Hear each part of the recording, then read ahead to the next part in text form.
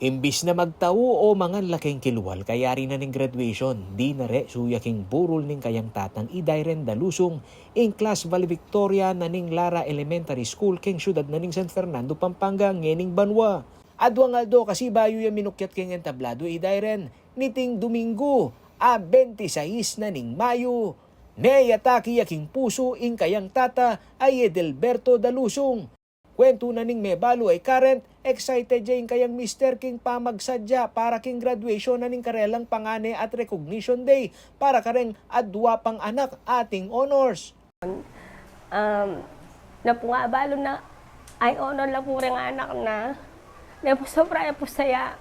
Kaya malita na po kayong Barrio Lara na manya picture pong apulong medal king anak na bali Victoria niya po yung anak ng pangane. At saka po rin adwa ng anak ay honor la po. Gana-gana pong kailangan da. Pinirepare na nga po.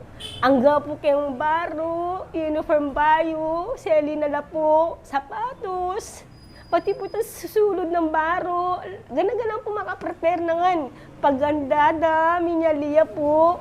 Balak na po na kaya rin graduation. Magluto yan po ng pansit. Era kanu isip-isipan natin ang panandaman ng karelang maya si kasong padre de pamilya. Ay po, naman po sinabi, ala po makabalo ng panandaman na, biglaan po talaga yung pagkamate na po. Kasi po, super saya po, excited ya po magkaikarang anak na, biglaan mo po itang pagkamate na po talaga. Yakabu di Delberto, ingugusal bang biyayan la rin kayang asawa, ampong alunganak, at bistaman masakit ting obra, antimong construction worker, aasasadsad no kanuning tata, ren kayang anak, balang mayari king pamagaral.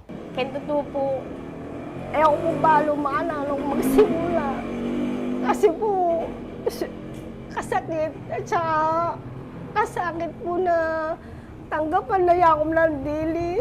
Ayaw ko balo makanalong mayari pamagaral ng anak ko na kailangan ko po talaga sa awop kasi nagpapasakit na mawala yung putang sandalan mo na katuwang mo karela, lalos na po at lula, yakom na po dili.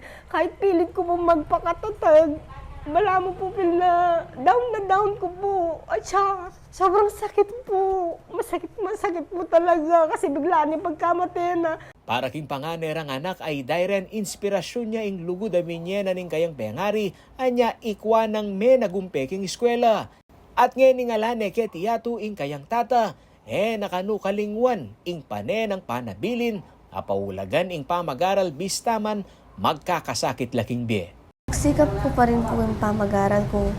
Mas lalo ko pong ayusan. Tsaka po, buri kaya pong akit na proud pa rin po kahit at yung na po kahit po metenget.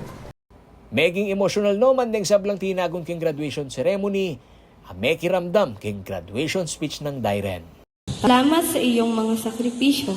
Salamat sa lahat ng ginawa mo para sa amin.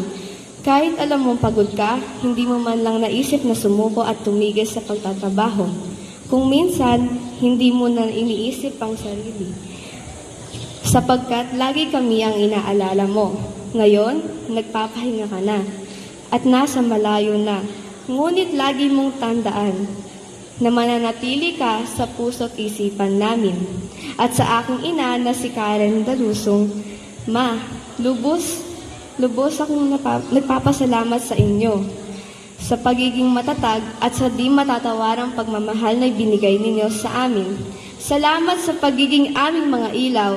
Ang pagtatapos na ito ay hindi lamang isang pagdiriwang ng aming mga tagumpay, kundi pati na rin ng inyong pagmamahal at dedikasyon. Kami ay lubos na nagpapasalamat at mahal namin kayo ng higit pa sa salitang maipapahayag. Ako yung kaya kayong talasuyo ay Paulo G. Santos, ating pusong makabalen.